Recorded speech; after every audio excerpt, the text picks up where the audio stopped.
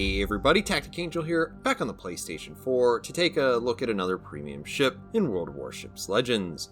This time we'll be reviewing the Tier 6 German destroyer Z-39. For this review, I'll start with some history, move into analysis, discuss commanders, run down the stats with you, and then we'll finish off with some gameplay. If you want to skip around at all, I should have left some time codes down in the description to help you out. Z-39 was a destroyer built as part of the Z-23 class of ships for the Kriegsmarine, also variously referred to as the Type 1936A class of ships or the Narvik class to the Allies. Though this technically means that it occupies the same class as the Z-23, obviously the Tier 7 German destroyer in the game, the Narvik class destroyers were built in two batches, the original 1936A class destroyers and the 1936A MOB destroyers, MOB being short for Mobilmachung or Mobilization Destroyer, rather than a reference to organized crime. Though essentially the same ship, the two types of Narvik class destroyers did differ slightly in terms of their overall size, power plant, and anti-aircraft arrangement. Laid down in June 1939, launched in December of 1941, the Z-39 was completed in August 1943. She was, in fact, the last of the Z-23 type destroyers constructed, and that might be, more than any other reason, why she was included in Legends, though the slightly different armament may have also played into that. In spite of being complete, though, she did not actually enter service until January of 1944, fairly late in the war, as she was modified to better address the needs of the Kriegsmarine at the time. This included adding improved AA defenses and the necessary removal of the turret amidships to make room for these AA guns. After finally entering service, the Z-39 immediately went into service as a mine layer, first mining the entrance to the Baltic Sea, north and east of Denmark, then being transferred to the Gulf of Finland just in case the Russians decided to use their Baltic fleet for anything other than the defense of Leningrad and training repair parties. As the Wehrmacht's strategic condition moved steadily from bad to worse, she was also stuck into some shore bombardment, and in this capacity she was sent back to port for repairs thanks to attacks from Soviet bombers. By March 1945, the Russians had advanced so far that activities of the German surface fleet became largely as a taxi service, delivering supplies to troops forward in garrison and evacuating German civilians who were expected to be treated fairly poorly by the advancing Russian forces. The Z-39 would survive the war and was given to the United States as a war prize, where she apparently became known as the USS Z-39. She was given the hull number DD-939, unlike some other German destroyers which weren't given a hull number. After the Americans had learned everything they thought they could from its overly complicated high-pressure engine, she was thought obsolete, and since the US had no shortage of destroyers after the war, she was transferred to France, becoming Q-128, which would be used for spare parts, as France was in possession of several Narvik-class destroyers, including the Z-23 herself, the Z-25, and Z-31. Z-39 would be broken up in 1964. As far as the Z-39 in the game, she's an interesting ship. Like other German destroyers, she's kind of in the middle of the road as far as being a reasonably capable gunboat, but also being a reasonably capable torpedo boat, and you can lean in either direction. And whichever way you want to lean, the Z-39 is going to be a fairly tough ship, at least in terms of overall HP. But she does seem to do that while being fairly delicate in terms of her modules. This might be just because I was unlucky, but the Z-39's engine appears to be extremely susceptible to being knocked out by even minor damage. This is also the only ship I've ever played where literally all of my weapons were ever disabled, in addition to my engines, at the same time. Part of this may be that you quite literally have twice as many hit points as some of the destroyers you'll be facing, so maybe you just have a little bit more time to take that damage and really notice how screwed you are before your ship explodes. In any case, you're a typical C- student when it comes to both guns and torpedoes, though it earns some extra credit in terms of kit, and we'll talk about that in just a minute. When operating as a gunboat, you don't particularly want to get into too many knife fights with other destroyers unless you know you have the advantage. By that I mean better position, superior numbers, or fairly large hit point advantage. Your strength as a gunboat here is similar to Russian destroyers. With larger guns, you have some opportunity to punch above your weight with broadside cruisers and even potentially some broadside battleships with your AP. At longer ranges, you have higher fire chances, so HE is a good choice. And you do have the ability to really harass battleships that have better things to shoot at, though maybe not better things to worry about. When operating as a torpedo boat, you do have a very competitive amount of stealth. Really, this visibility disadvantage doesn't seem too accurate to me, but at least it isn't telling you that the ship is better than it is at the time. In any case, you can get a pretty comfortable window for launching torpedoes. Your fish aren't exceptionally fast, but they aren't exactly slow either. Because of the sort of intermediate nature of the torpedoes, you do have a below average reload time on them, so you can be annoying in this thing to a degree only exceeded by Japanese destroyers, more or less. The other major thing to consider in this ship is that its maneuverability is fairly low for a destroyer in any way that you want to measure it. But it does come with 3 consumables, which gives you a lot of versatility. And numbered among these consumables is literally one of the best hydros that's available at Tier 6. Either way you go though, whether it's torpedo boat or gunboat, and this is going to be mostly driven by what commander you pick, you're still probably going to end up with the ability to go the other way in a pinch. Your commander decision is pretty much going to determine whether you play this as a gunboat or torpedo boat, like I said.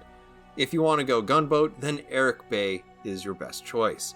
Bay has access to the best damage per minute with a German destroyer, giving the Z-39 the greatest possible range, greatest possible AP and HE shell damage, and fastest firing guns.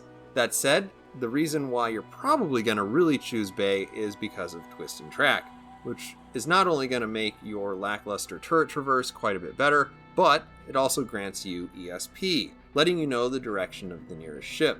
Unfortunately, his 4th slot choices don't do a whole lot for German ships, and while perhaps hilarious to try to get the most HP possible, I feel the need to mention that you probably are going to really want to definitely choose Unstoppable as opposed to Leviathan, because Leviathan's going to make your already slow ship even slower. The base commander Shear is probably workable, and he does offer some advantages to Eric Bay in terms of higher fire chance or greater speed, but to do that you're going to need to sacrifice some of the utility and almost certainly some of your concealment. So this generally isn't a thing I would recommend. If you decide to do it though, as tempting as Fully Packed is here, a skill that I absolutely love if you've seen any of my videos, considering the amount of module damage I took, I'd caution away from it and push you back towards Unstoppable if I could. That way you get at least a little bit of maneuverability out of your overly complicated German engine when it inevitably gets knocked out. If you prefer a more torpedo-oriented ship though, then you need to look at Maximilian von Spee. Abilities like Subsurface Venture are going to do wonders for your potential torpedo damage. And though it does come with a reduced hit point pool, even with Fragile Threat, you're going to end up with more hit points than most of the destroyers you face. Between that and Torpedo Safari, you have the largest stealth fire buffer that you can get with a German ship, and you can even do something about your relatively anemic speed. Of course, every really good torpedo choice here does eat into your usefulness as a gunboat, putting you in a little bit more of a passive playstyle. For stats, I've done the best to back out the commander selection on all the stats you'll be seeing here on the screen, though I do think the maneuverability does include a speed flag, since I have like 1,000 of them. And the ship I'll be comparing to this most is the Moss, the Z-39's Tier 6 tech tree counterpart. As usual, I will suggest that you have some experience with the Moss, or at least some other Tier 6 destroyer before considering the purchase of this ship. When we start out with survivability, there's no question about it. The Z-39 is a fairly tough destroyer based on hit points alone. With 19,600, she has 2,100 more than the Moss, which already has a pretty large hit point pool when compared to other Tier 6 destroyers. And yes, that means that you have even more hit points than every other destroyer that you're likely to meet, including many Tier 7 destroyers. This 6 to 30 millimeters is pretty eye-opening, at least the 30 part. And if you're looking at this armor diagram that I showed earlier, you won't see this color anywhere on the ship. This is either an omission or you just can't quite make it out, because really it's only the front face of the front turret that has 30 millimeters. Everything else on this ship breaks down more or less to your hull is 16 millimeters and the superstructure is 6 millimeters. But please do remember to send me your videos if you ever happen to bounce in Iowa off this tiny forward plate on the front turret.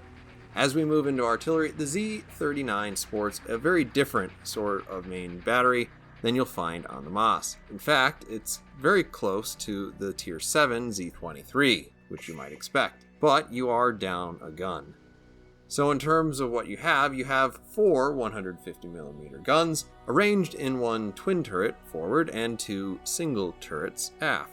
The range and turret traverse are exactly what you would expect coming from the Moss to this, but the Moss is going to get out about 2 shots for every 1 shot that you get off in the Z-39.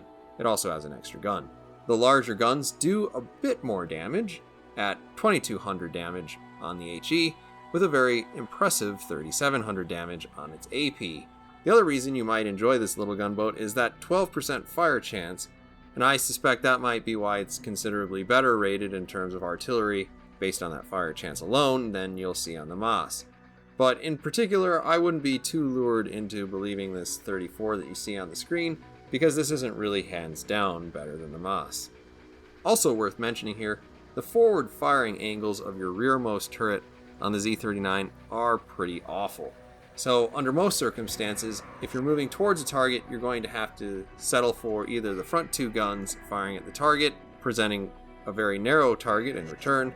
If you get 3 guns, you're going to give up a pretty good amount of your side, but by the time you get all 4 of your guns to shoot relatively forward, you will be giving up basically all of your side. Shooting backwards though, the angles are quite a bit better. And that's about as far as I'm willing to go. Torpedoes. You have 2 quad launchers, sending 533mm torpedoes out to a range of 8.5 kilometers. You're looking at a respectable 65 knots on the torpedo speed, and if you hit, you'll do upwards of 14,400 damage. The reload is 90 seconds, and all of these statistics are exactly what you'll find on the Moss, so if you're looking at this as a torpedo boat, it will play very similar in terms of torpedo performance. Maneuverability is a stat where I could definitely say feels bad, man.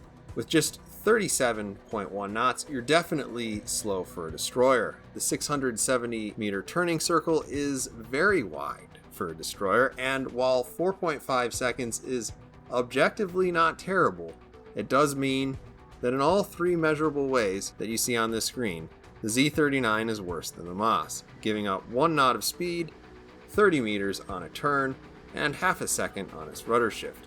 Since the Moss isn't exactly an all-star in any one of these categories, this really means that you're going to be below average for a Tier 6 destroyer, no matter how you want to look at it. You can make up for some of that lack of maneuverability with relatively good concealment though. This 5.8 kilometers sea detectability without any commander skills is pretty good, and you can get this down below 5 if you really want to. These are also exactly the same numbers you'd expect coming off of the Moss, but unlike the Moss, you will be spotted a little bit further away at almost 3 kilometers while firing in smoke, a fact that you can give to its 150mm guns being a little bit more detectable. Similar to the Moss, the Z-39 enjoys 2 charges of smoke, though the duration of the smoke is short, as you would expect from pretty much any German destroyer, and 2 charges of the generic speed boost. That's plus 8% speed for 2 minutes with a 3-minute recharge. The Z-39 also has sonar, and it's second to none in terms of Tier 6 destroyers. In fact, the only sonar that you're going to run into that's any better than this is going to be on German cruisers, which is fortunate because not many people are going to be playing the Nuremberg or York for any more than they possibly have to, and you'd be right to want to run away from a Hipper or Prince Eugen, so pretty, because they almost certainly want to fight you.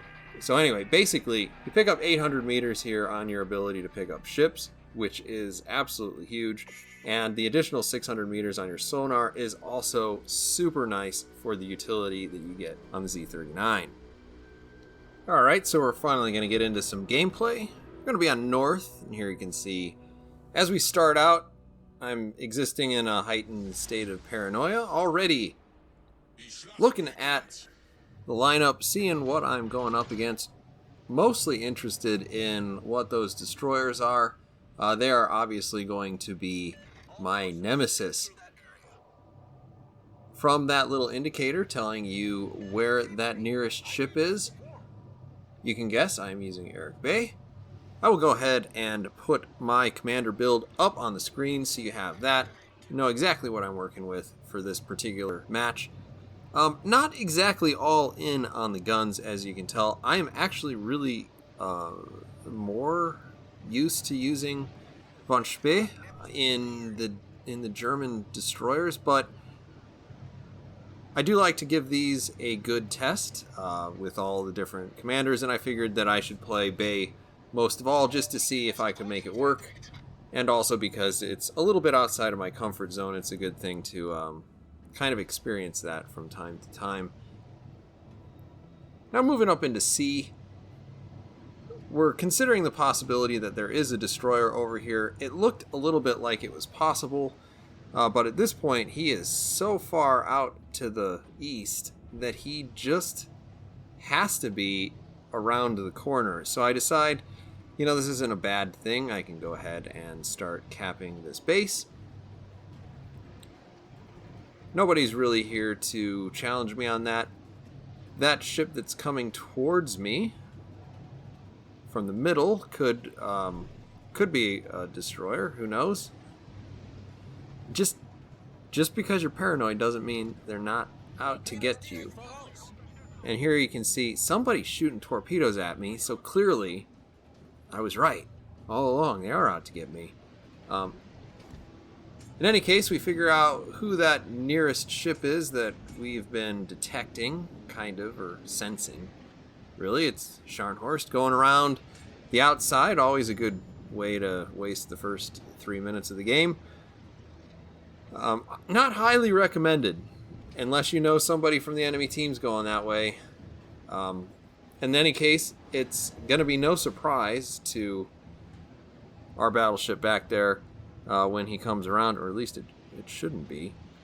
Obviously, he's been spotted already. We managed to get the cap uncontested.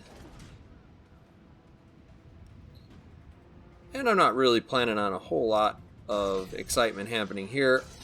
I put out 2 spreads of torpedoes thinking we'll probably get them reloaded about the same time that we legitimately have a shot on this Scharnhorst. And I'm going to go back and see if I can't help out. I believe that's in Iowa.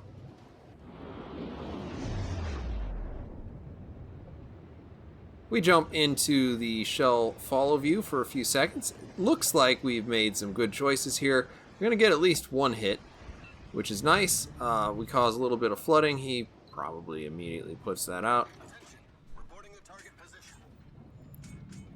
Didn't quite play my cards completely right in terms of the reload, but we're, you know, ticking down towards 30 seconds here as the Scharnhorst is kind of considering its options as far as rounding this corner. Now he is sending welcome messages over to our teammate, informing him that he is in fact over there. You know, it's a decision. We're getting pretty close to getting ourselves spotted here, so we're going to go ahead. We're going to slam on the brakes.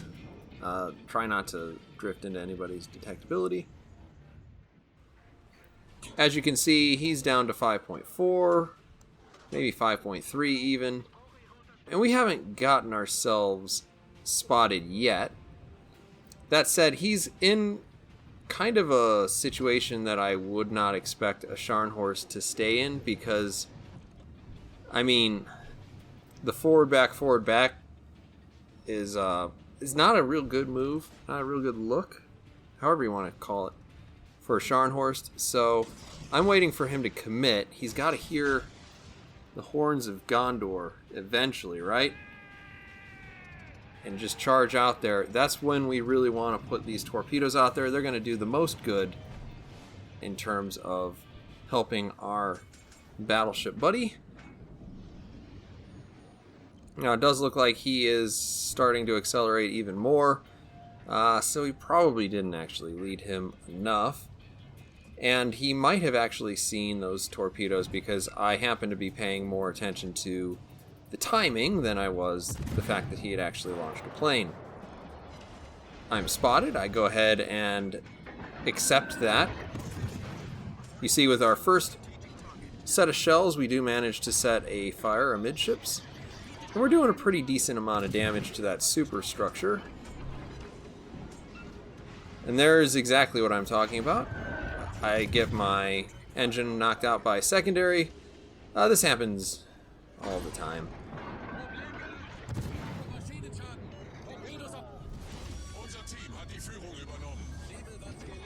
Unsurprisingly, he has launched torpedoes at me, and actually one of his buddies was out there too. It looks like he has a lightning playing with him, or at least following him around.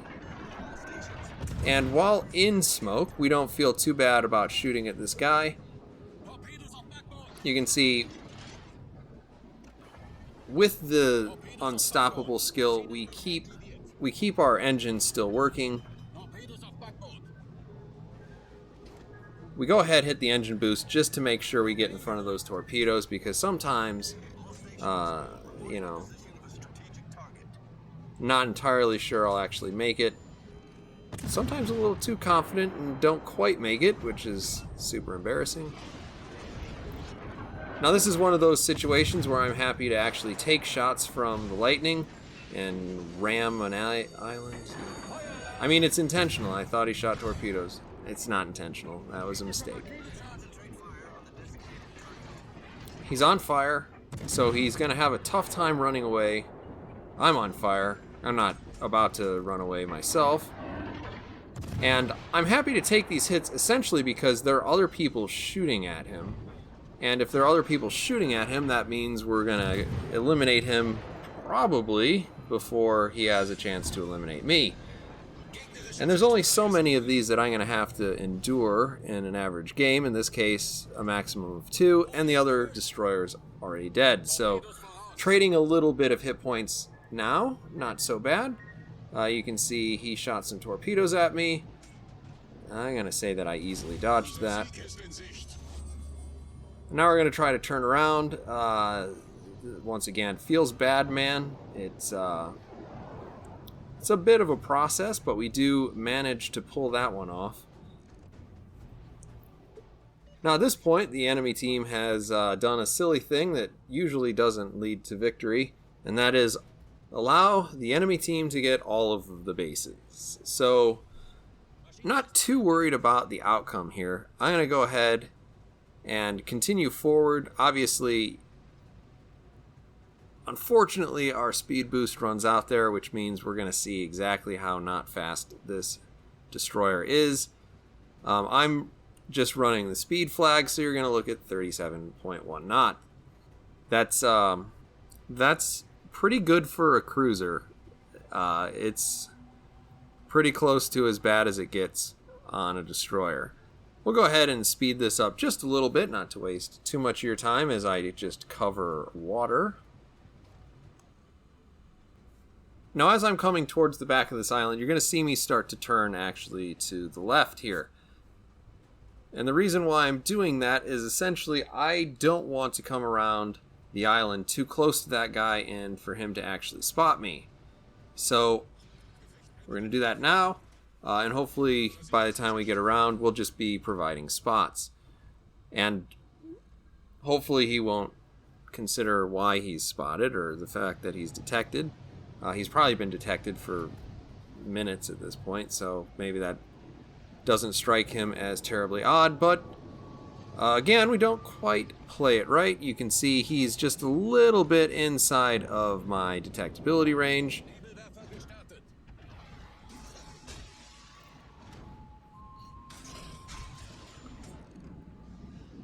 I'm going to probably lose my spot here on him in a second.